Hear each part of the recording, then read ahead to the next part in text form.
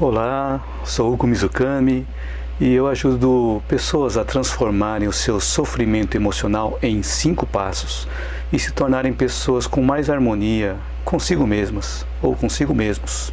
Então hoje eu vou abordar o tema como desenvolver os nossos valores. Então a minha sugestão é que você assista até o final, pois das várias experiências e ideias, pode ser que algo faça sentido para você e você já possa colocar em prática no seu dia a dia. Boa noite, Elza. Consegue me ouvir bem? Boa noite, Ana Maria. Boa noite, mãe. Que bom que o áudio está ok, Ana Maria. Que beleza, Elza. Aqui no meu quintal, sob as estrelas, que maravilha! Muito bom! Então hoje vamos falar sobre valores e onde nós encontramos esse tipo de informação. Por exemplo, no mundo empresarial, numa corporação, ou mesmo em supermercados, laboratórios, hospitais, nós encontramos vários cartazes, onde lá estão escritos assim: missão, visão e valores. Então, se nós trazermos esse conteúdo para o nosso dia a dia, o que vem a ser a missão? A missão é o nosso propósito de existir, é transcender além de nós, buscando o coletivo. E a visão? A visão é o que nós almejamos. Por exemplo, promover saúde, bem-estar e espiritualidade. Buscar a harmonia interior. E os valores? Então, quais são os nossos ideais de pensamentos e atitudes que devem estar presentes para que possamos cumprir a nossa missão com a visão que nós temos? Boa noite, Lídia. Entrou aqui no Instagram. Bom, para que nós possamos desenvolver os nossos valores, é necessário entender o que são valores. Então, valores, segundo o dicionário, os valores são o conjunto de características que determinam a forma de como nós nos comportamos e interagimos com os outros indivíduos e também com o meio ambiente. Então, um outro nome que pode ser dado também para valores é axiologia. A axiologia é um ramo da filosofia que tem como objeto o estudo de valores. E esses valores estudados pela axiologia são valores morais, valores éticos, estéticos e espirituais. Quais são os valores morais? Os valores morais são aquelas que estão relacionados aos nossos costumes, às regras, aos tabus e às convenções estabelecidos em cada sociedade, em cada grupo, em uma determinada cultura. Porque no caso dos valores morais, é a sociedade que estabelece o que é certo e o que é errado. Então são códigos de conduta culturais, válidos para aquela cultura, válidos para aquele determinado grupo, para aquela sociedade. E os valores éticos? Os valores éticos vêm a ser o estudo fundamentado nos valores morais que orientam o comportamento humano, comportamento em sociedade, que tem a ver com um pensamento mais coletivo. São coisas que nós acreditamos que é algo que nós acreditamos que é certo ou errado. Então é um estudo filosófico da moral. São códigos de conduta universais. Então, enquanto os valores morais são códigos de conduta culturais, os valores éticos são códigos de conduta universais. E além disso também existem os valores estéticos. Estéticos que envolvem a beleza, o sublime, a ordem, a harmonia. Então isso é importante também nós termos na nossa vida, a beleza, para que nós possamos sentir prazer no ambiente em que nós estamos. E tem os valores espirituais que estão ligados com a nossa transcendência. Então o doutor Alexander Moreira Almeida, que é médico psiquiatra, ele realizou e vem realizando várias pesquisas científicas pela Universidade Federal de Juiz de Fora, através do Núcleo de Pesquisas em Espiritualidade e Saúde, chamado de NUPES, Núcleo de Pesquisas em Espiritualidade e Saúde.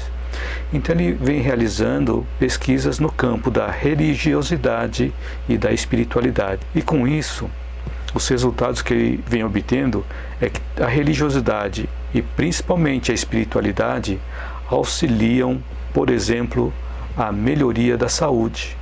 Por exemplo, uma prece intercessória. Quando fazemos uma prece para alguém, já foi comprovado cientificamente que quando fazemos uma prece, esse alguém a qual nós estamos fazendo a prece, sente essa melhora. E tanto a religiosidade e a espiritualidade, ela melhora também a atividade imunológica, importante para os tempos atuais. Ele ajuda a diminuir também a mortalidade, diminui os riscos de doenças vasculares, ou diminui os efeitos das doenças vasculares, melhora a nossa saúde mental, atua também na melhoria da dependência química, melhora também os resultados com relação ao tratamento do câncer e também com relação ao luto. Adélia Alves, boa noite. E Andréa Vieira, boa noite. Então, quando nós falamos de valores, estamos entrando em um campo da espiritualidade, da transcendência, o que está além de nós. Então nós já vimos, ontem mesmo, na live de ontem, nós vimos alguns exemplos de valores humanos. Então, quais exemplos de valores de ser humano nós podemos colocar aqui nesse momento? Por exemplo, a bondade, a integridade, a justiça, a beleza, o altruísmo, que é aquele serviço desinteressado, compaixão, respeito, honestidade, humildade, empatia, senso de justiça, educação, solidariedade, ética e uma série de outras virtudes, incluindo a fraternidade. Então, para nós nos transformarmos em seres verdadeiramente humanos, nós precisamos montar esse quebra-cabeças que tem várias virtudes e vários valores humanos.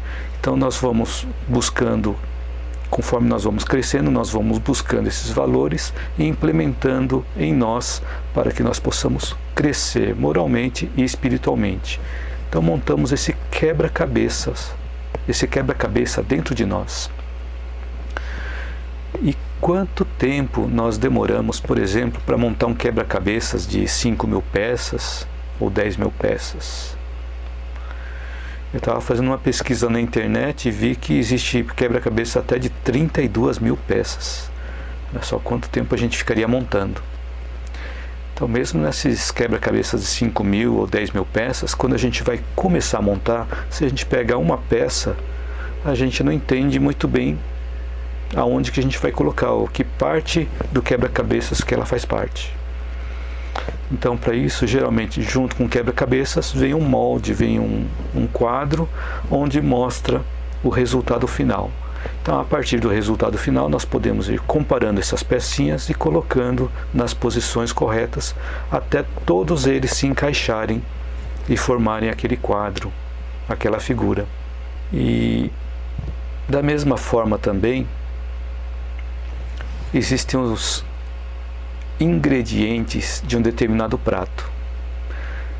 Nós conseguimos identificar quais ingredientes tem um determinado prato através do paladar?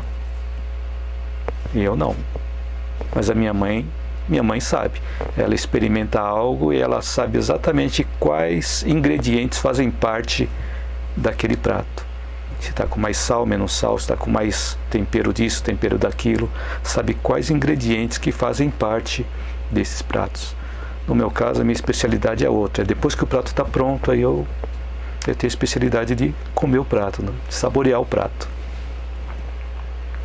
Então, assim como nós temos, ou algumas pessoas têm, a capacidade de identificar os ingredientes que tem um determinado prato, nós também, no decorrer da nossa vida, nós vamos identificando quais são os ingredientes, ou quais são as peças do quebra-cabeças, ou seja, quais são os valores que nós precisamos adquirindo para montar o quebra-cabeças em nós.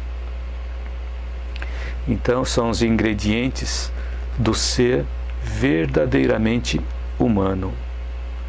E uma das peças fundamentais desse quebra-cabeças é a fraternidade. Então existem vários valores e hoje eu vou falar um pouquinho sobre a fraternidade. Então, o que é fraternidade. Fraternidade, se buscarmos no dicionário, lá está escrito assim: é um laço de parentesco entre irmãos, é uma boa relação entre pessoas. Então, fraternidade não significa estar ao lado do outro. Por que fraternidade não é estar ao lado do outro? Porque se a gente tomar como exemplo o trânsito, no congestionamento, nós vemos vários carros um do lado do outro, mas não obrigatoriamente existe uma fraternidade no trânsito. Então a fraternidade, ela está relacionada com a harmonia, uma das coisas que nós almejamos. Mas o que é harmonia? A harmonia é quando nós vemos alguma coisa e vemos que aquela coisa está em harmonia com o resto no ambiente. Então a harmonia é a combinação de coisas boas naquilo que lhes corresponde, onde cada um cumpre com o seu papel, se combinam. Ou seja, existem, por exemplo, vários objetos que compõem um determinado espaço ou um determinado ambiente. E esses vários objetos, cada um fazendo a sua função, o conjunto, ele nos traz a harmonia.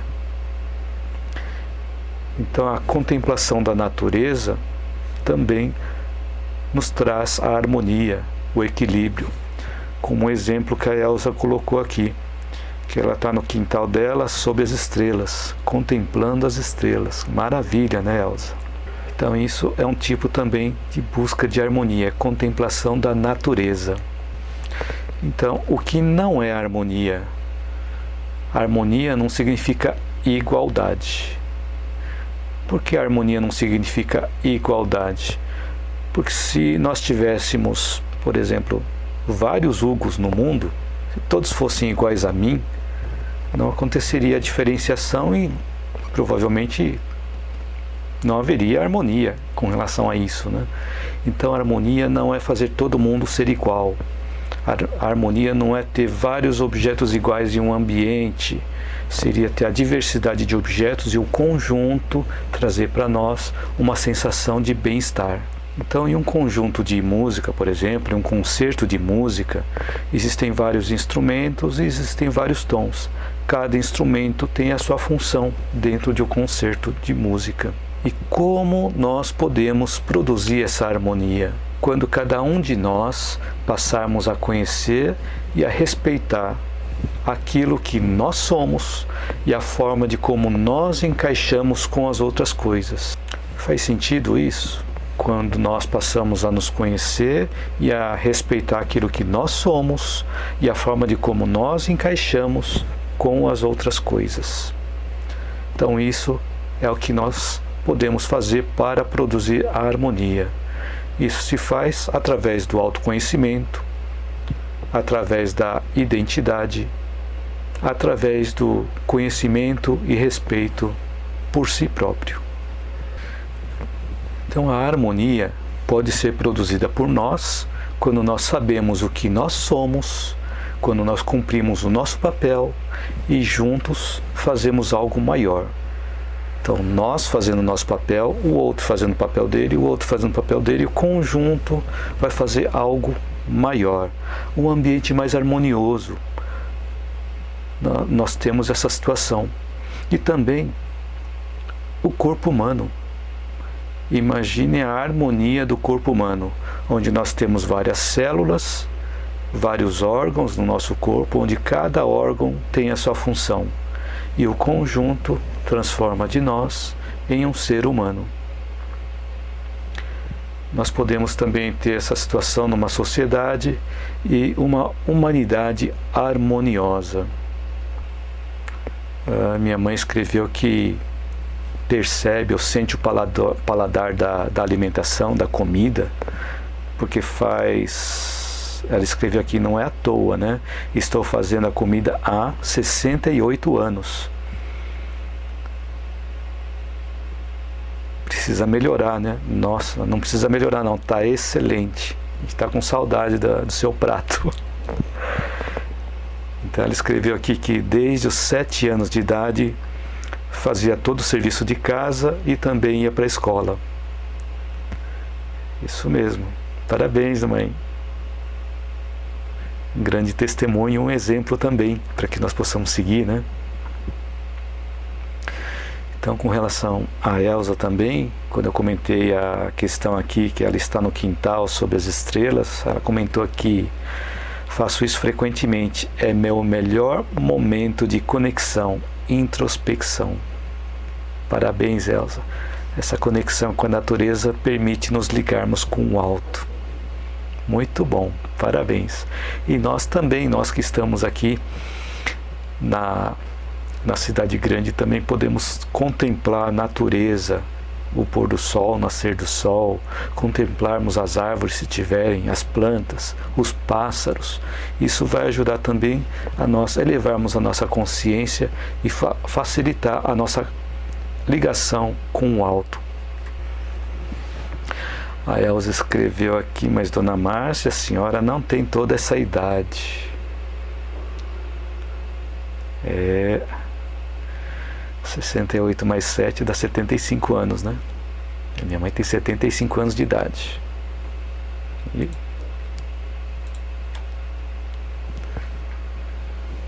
Mas não aparenta não, viu?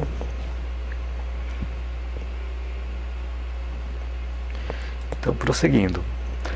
Quando nós não sabemos o que nós somos e não estamos cumprindo o nosso papel, estamos produzindo desarmonia. E o que produzimos reflete na nossa vida.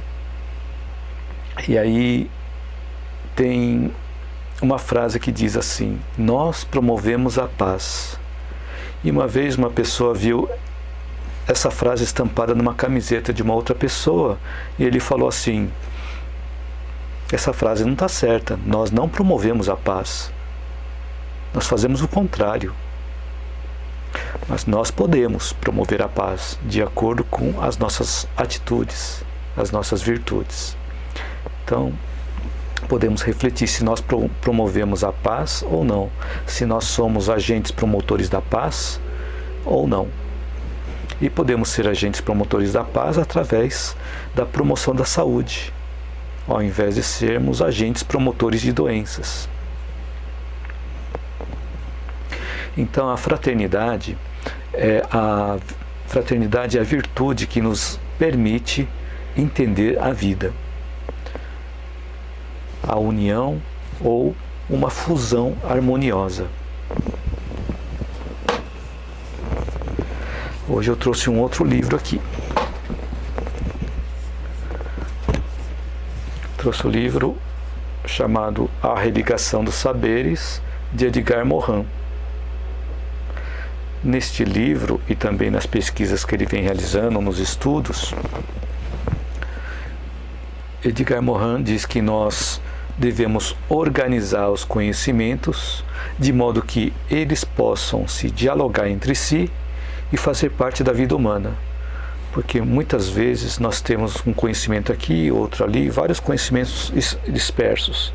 Então nós podemos organizar todos esses conhecimentos de forma que eles possam dialogar entre si e fazer parte da nossa vida, como se fosse uma colcha de retalhos costurados com harmonia e perfeita combinação de cores. E uma outra coisa também, além disso, de nós utilizarmos os nossos vários conhecimentos para que eles possam dialogar entre si e fazer parte da nossa vida, todos nós também podemos fazer isso e todos nós devemos trabalhar em conjunto, onde cada um vai ter a sua responsabilidade na promoção da saúde, que ela deve ser partilhada, focalizando nas necessidades totais do indivíduo enquanto pessoa. Então é impossível conhecer o todo sem conhecermos a particularidade das partes. Então, para nós podermos entender o todo, nós precisamos entender cada uma dessas partes. E essa frase é de Blaise Pascal. Então, a fraternidade nos permite aprender, respeitar e promover a vida. E quanto mais nós nos conhecermos em profundidade, melhor nos relacionaremos com outras pessoas, porque vamos desenvolvendo a fraternidade.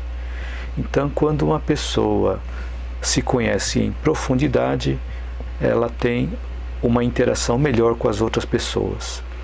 Então, os grandes mestres, os grandes sábios da humanidade se conheciam em profundidade. E se conhecendo em profundidade, eles possuíam a fraternidade.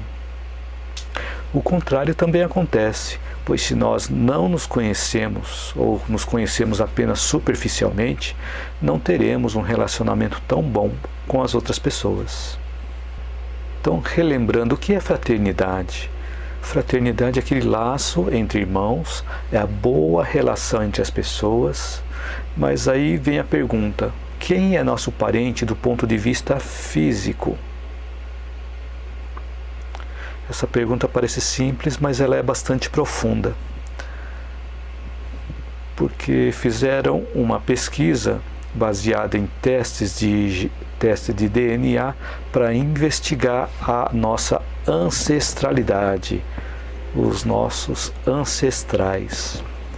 Então se coletou o DNA de várias pessoas de vários pontos do mundo, onde através do DNA se conseguiu identificar qual era a ligação que tinha de parentesco entre essas pessoas. Então, basicamente, esse teste de DNA é baseado nos princípios básicos da genética. Por exemplo, no meu caso, metade do meu DNA vem da minha mãe, a outra metade do meu pai. Então, eu herdei metade do DNA da minha mãe e metade do meu pai.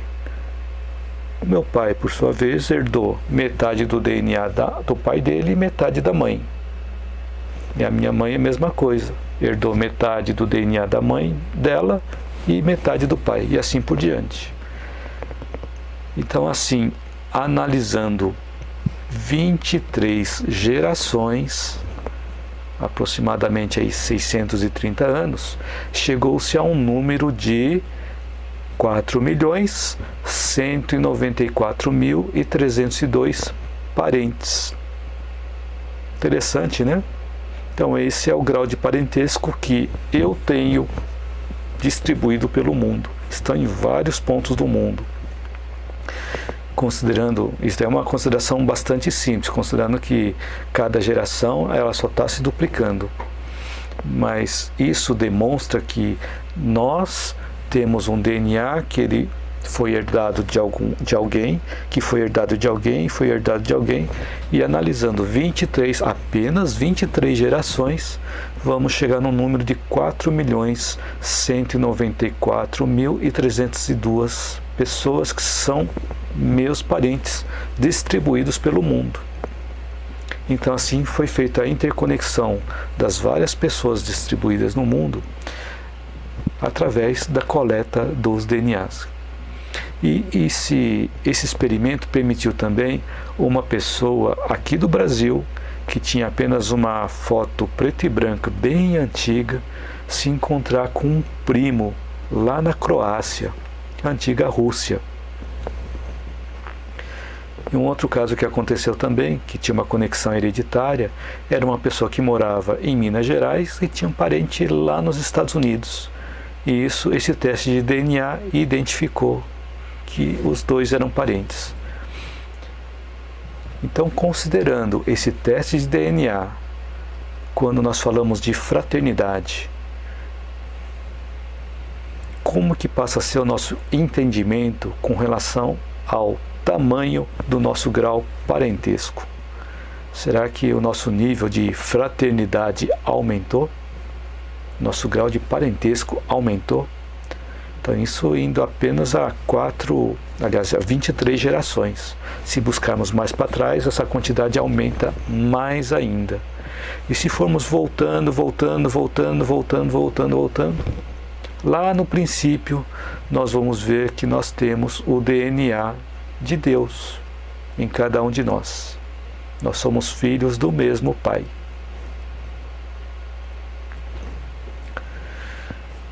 E além da questão física, que é estudada através desses DNAs, ou que foi estudado através dos DNAs, nós também podemos buscar o lado espiritual.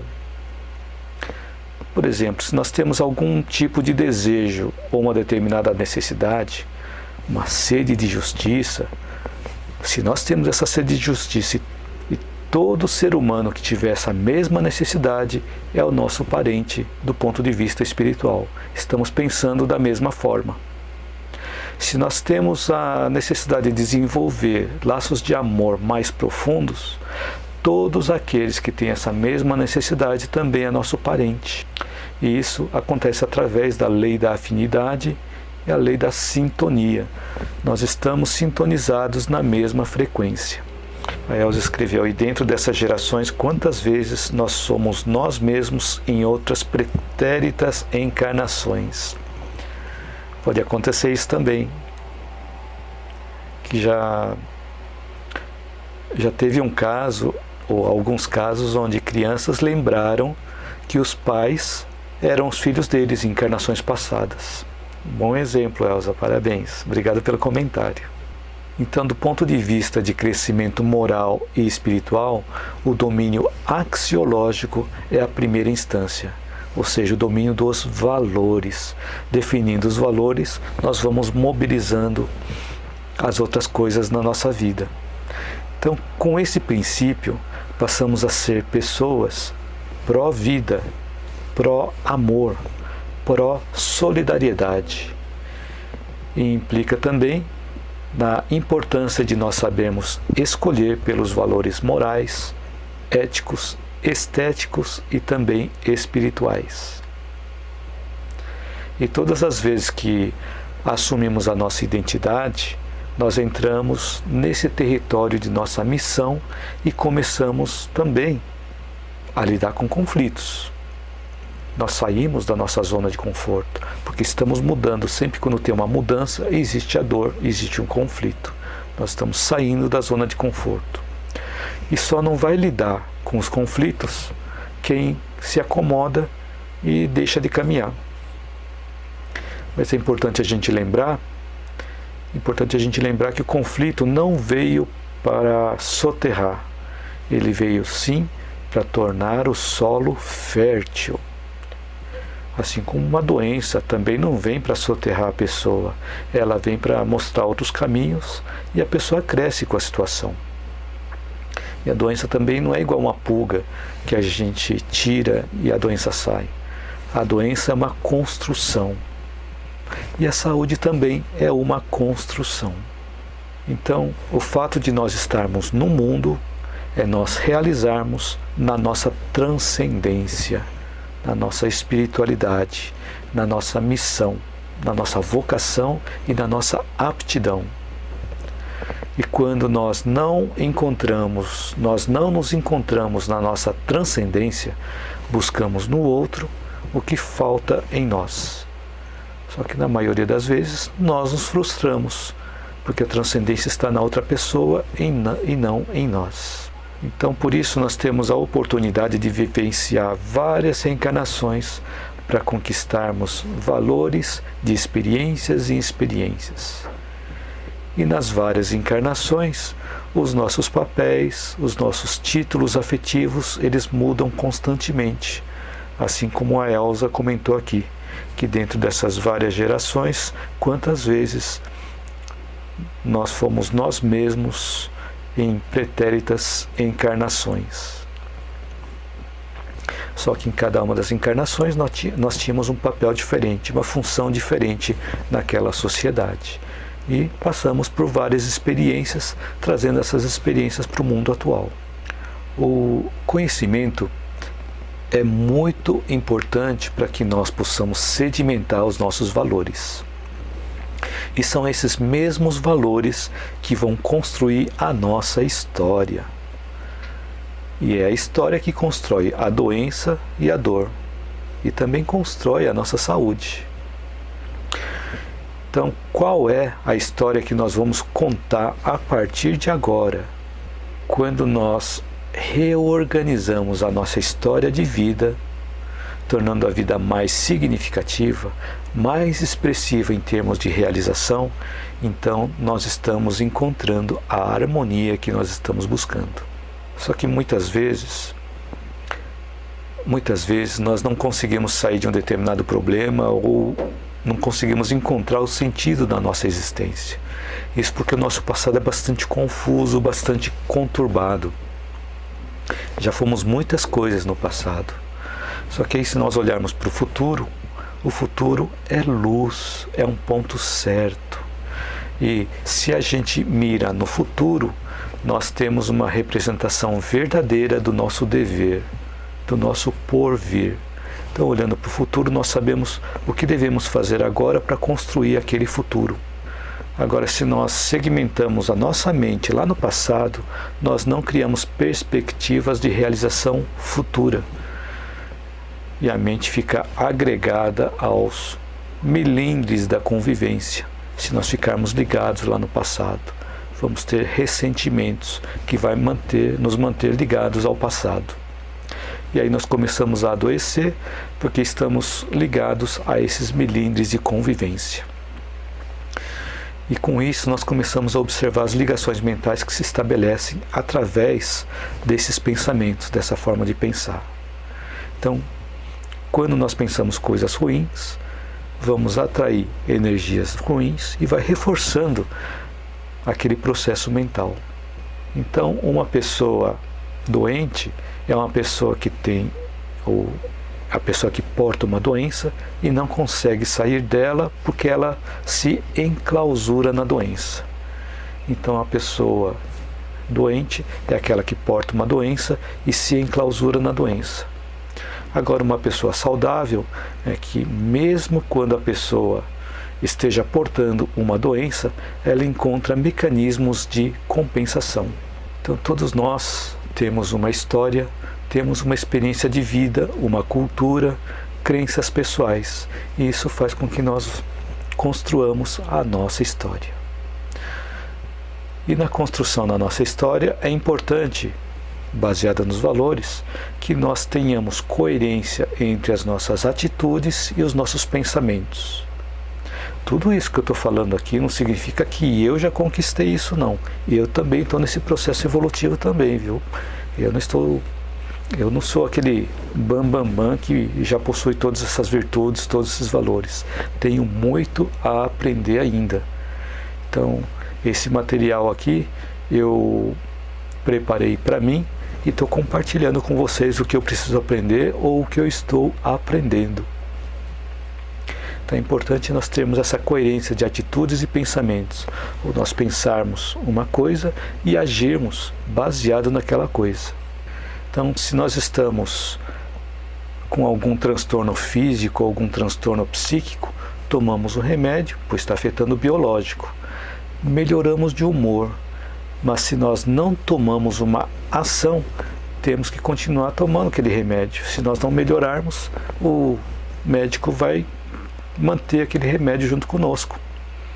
Então, quando nós melhorarmos, quando tivermos alta do médico, o médico nos libera desse medicamento. Só que quando nós melhoramos o nosso humor, aí está a oportunidade de nós realizarmos na nossa missão e buscarmos cada vez mais os valores para poder auxiliar as outras pessoas nesse campo da fraternidade. E tem um médico, o Dr. Sérgio Felipe de Oliveira, ele fala assim que quando a pessoa está doente e fala: quando eu melhorar eu vou fazer tal coisa. Ele fala assim: não, faça tal coisa para você melhorar. Porque a energia utilizada para a doença, se for direcionada para a realização das nossas metas, realização da nossa missão, vai sobrar menos energia para a doença e a energia vai ser voltada para as outras coisas. Então, um modo interessante também de pensar. Então, para que nós possamos utilizar da fraternidade, sem a palavra, é quase impossível distribuir o conhecimento. Sem ampararmos também o nosso irmão, a fraternidade não se concretizará no mundo. A André escreveu aqui: como podemos reprogramar o nosso cérebro para não cair no mesmo erro do passado? Bom, essa pergunta é bastante interessante. Obrigado pela pergunta, Andréia. Como podemos reprogramar o nosso cérebro para não cair no mesmo erro do passado? Então, o que nós precisamos fazer é reprogramar a nossa mente. O cérebro vai ser o resultado do que nós pensarmos, né? Então, quando nós estamos repetindo os mesmos erros, logicamente, quando nós tomamos uma ação, nós vamos ter as consequências dessa ação. Então, quando nós percebemos que estamos realizando alguma coisa que em algum momento achamos que aquilo não vai dar certo, é uma intuição que aquilo a gente já realizou no passado. Quando a gente vai fazer alguma coisa e a gente pensa assim: isso não vai dar certo, ou isso não está certo fazer, significa que em algum momento do passado nós já fizemos e tivemos essa experiência. Por isso que agora não é importante, não é bom a gente repetir aquilo, já que a nossa intuição está falando: isso não vai dar certo. E essa programação, a reprogramação do cérebro, a reprogramação da mente, acontece através do oposto. Porque se nós estamos vendo que uma determinada coisa, uma determinada ação não vai dar muito certo, nós podemos buscar o oposto disso, realizar o oposto. Porque quando nós achamos que estamos sendo muito egoístas, por exemplo, nós podemos, ao invés de sermos egoístas e ficarmos focados que nós somos egoístas, nós buscarmos a fraternidade, buscarmos o compartilhamento. E quanto mais nós buscamos a fraternidade, menos nós vamos olhar para o nosso egoísmo e vamos reprogramando a nossa mente para isso. Só que essa reprogramação, ela não acontece da noite para o dia, porque nós mesmos nos programamos nas várias encarnações para agir de uma determinada forma. Então, assim como existe uma construção disso que nós fomos programados, existe também a desconstrução e a construção da virtude oposta a essa coisa que nós não gostamos muito. Então, para que nós possamos reprogramar o nosso cérebro, reprogramar a nossa mente, é buscarmos ver as nossas tendências, e as nossas tendências vão indicar quais são os erros que nós cometemos no passado ou quais são as virtudes que nós temos que podemos desenvolver. E quanto mais nós entendermos os nossos melhores potenciais e utilizarmos o nosso esforço sobre esses potenciais, menos energia vai sobrar para aquelas tendências negativas. Então, esse é o esforço para que a gente possa reprogramar o nosso cérebro. Porque se a gente continuar persistindo ou pensando frequentemente naquela coisa que nós queremos mudar, nós estamos reforçando aquilo e não estamos fortalecendo o oposto. Então, por isso que eu comentei que quando nós temos algo para mudar, busquemos o oposto disso e buscamos realizar o oposto. Senão nós vamos continuar reforçando aquele negativo. É a mesma coisa quando nós encontramos situações de pessoas que falam assim: mas como você é burro? E quanto mais a pessoa falar, mais vai reforçando aquilo. Ao invés de falar: olha como você é esforçado, você tem conseguido conquistar isso, tem conseguido aprender isso. Então, atuando no oposto, nós vamos diminuindo aquela carga negativa e em um determinado momento ele vai sumir, ele vai desaparecer.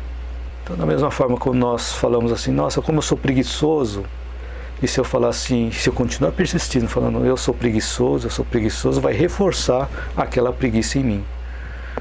Ao invés de falar: não, eu estou disposto, estou com boa vontade, eu quero realizar isso, eu vou mudando a minha forma de pensar, vou mudando, vou reprogramando a minha mente.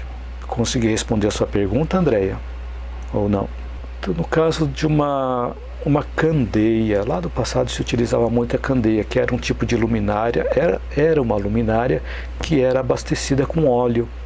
Então tinha um óleo que abastecia esse fio e a gente acendia esse fio, esse pavio, e ele ficava iluminando o ambiente. Então, no exemplo da candeia, a claridade era abastecida através desse óleo. No caso de uma lâmpada elétrica, a claridade ela é abastecida pela energia das águas que passam pela turbina e chegam na forma de energia elétrica para nós. Então, sem o sacrifício do óleo ou sem o sacrifício da energia das águas, não existe luz. Então nós podemos fazer também uma analogia com a nossa vida. Então não é adequado nós gastarmos as nossas energias sem proveito para ninguém, seja pelo nosso egoísmo, pela nossa vaidade ou por nossa limitação pessoal. Que nós possamos cada vez mais transformar as nossas energias em bondade, compreensão, nas possibilidades de realização e em benefício aos nossos semelhantes, gastando para isso o óleo da nossa boa vontade, da nossa renúncia, do nosso sacrifício. E assim a nossa vida vai se tornando mais brilhante e mais harmônica. E assim como nós tivemos aquele exemplo da experiência do DNA, nós podemos reavaliar o nosso entendimento com relação à fraternidade universal. A Andréa Vieira escreveu aqui, respondeu sim, obrigada, Hugo. Eu assisti o filme Quem Somos Nós e por isso eu perguntei. Legal, Andréa, obrigado. Esse filme aí, Quem Somos Nós, é bem doido. Mas é bem interessante, é uma forma bem interessante também de pensar e a forma de como a física quântica vem mostrando, vem comprovando a importância do nosso pensamento, que o mundo fora existe porque nós temos esse conteúdo dentro de nós. Bom, eu espero que durante esse tempo da live eu tenha podido acrescentar algo útil na sua vida e você que está assistindo essa live ou a gravação, escreva um comentário, caso ainda não tenha escrito, para eu saber se esse conteúdo te ajudou ou não. E se você tiver alguma crítica também, coloque também nos comentários. Ou se tiver alguma pergunta, também coloque nos comentários. Que eu vejo todas as perguntas, todos os comentários e eu faço essa interação também. Então, se você gostou desse conteúdo e acha que ele pode ajudar outras pessoas, curta, compartilhe, divulgue. Agora, se você está assistindo esse vídeo no YouTube, inscreva-se no meu canal e ative o sininho para você receber notificações das minhas próximas postagens. Tem uma pergunta aqui do Sandro Luiz. Obrigado pela pergunta, Sandro. Como promover o desenvolvimento de valores nos adolescentes diante de um mundo onde eles vivem cada vez mais afastados e conectados apenas com a sua tribo? E traz como reflexo o isolamento social. Essa pergunta é bastante interessante e muito importante. Como desenvolver os valores nos adolescentes?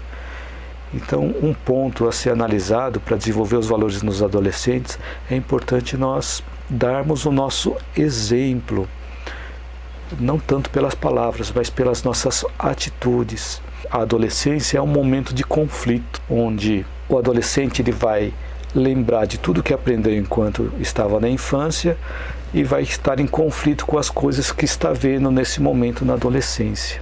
Então, por isso que é importante, desde lá da infância, nós já incutirmos esses valores, para que quando chegar na fase da adolescência, vai acontecer aqueles conflitos de coisas que foram ensinadas na infância e também coisas que nós trazemos de outras encarnações, e aquilo vai virar uma turbulência.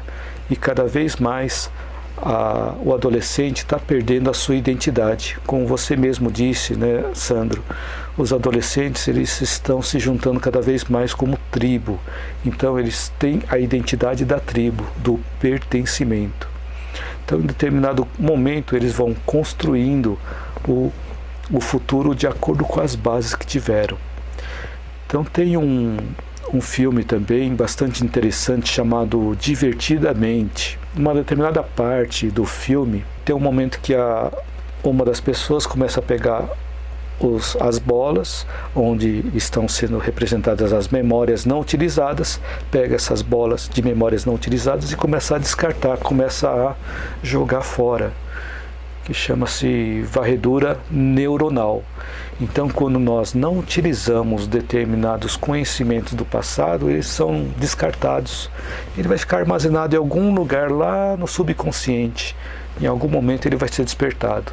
Mas quando nós não utilizamos com frequência aqueles valores, aqueles costumes, eles vão sendo descartados, vão sendo deixados de lado. Então, de tempos em tempos, nós temos essa varredura neuronal, que na criança acontece na faixa dos 3, 4 anos de idade, e depois lá pelos 11, 12 anos de idade também acontece nova varredura neuronal. E de tempos em tempos vai acontecendo. Então, por isso que é importante, frequentemente, nós estarmos apresentando os valores, porque lá para frente, quando este adolescente amadurecer, quando tiver a vida adulta e principalmente quando tiverem filhos, eles vão lembrar dos ensinamentos que nós demos. Eles vão lembrar dos ensinamentos que receberam. E isso vai fazer a diferença. Então, se nós olharmos apenas esse trecho, apenas a adolescência, vai ficar muito complicado nós vermos uma solução de imediato. Mas se nós analisarmos o contexto, a vida desde a infância, a adolescência, a vida adulta e depois a fase mais sênior, nós vamos vendo que os valores que foram implementados na criança vão ter resultados mais para frente, porque alguma semente foi plantada na criança. E é importante que nós frequentemente plantemos sementes e mais sementes de formas diferentes, para que eles em algum momento possam germinar. Respondeu a sua pergunta, Sandro? Importantíssima essa pergunta, hein? A Elza escreveu aqui: muitíssimo obrigada, boa noite. Obrigado a você, Elza. A Andréia Vieira escreveu: gratidão pelos seus ensinamentos, Hugo. Obrigado a você, Andréia, por me acompanhar aqui. Adélia Alves: sempre ajuda, gratidão. Muito obrigado, Adélia. Gratidão a você também. Quero desejar a todos uma excelente noite e que possam fazer o exercício que eu passei ontem, na live de ontem.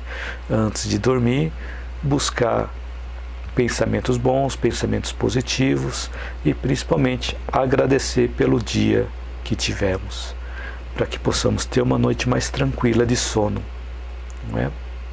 E quando amanhecer, lembrarmos de agradecer também, buscando uma reflexão, buscando alguma coisa útil que nos dê valor, que nos agregue valor positivo, e não assistir notícias negativas assim que a gente acorda, né? A minha mãe escreveu: até amanhã, Hugo, foi ótimo, bom a matéria. Parabéns, Hugo, boa noite para vocês, tenha uma noite abençoada. Muito obrigado, mãe, tenha uma noite abençoada também. E a Lúcia Stafocha escreveu: gratidão, Hugo. Gratidão a você também, Lúcia. A Elza Nobuchiga escreveu: a minha intensamente estrelada, linda noite para todos. Então a Elza está apreciando a noite estrelada e assistindo essa live. E está desejando a todos essa linda noite estrelada para todos. O Sandro escreveu: sim, Hugo, obrigado. Então consegui responder. Obrigado, Sandro. A Elisângela escreveu: excelente noite para ti também. Muito obrigado, Elisângela. Para você também. Dorinha Rico disse: boa noite. Boa noite para você também. A Cristi escreveu aqui: obrigada, Hugo. Boa noite. Muito obrigada, Cristi e Ayrton. Então, gratidão a todos vocês. E até amanhã, na minha próxima live, ou até o meu próximo vídeo, promovendo saúde, bem-estar e espiritualidade. Boa noite a todos.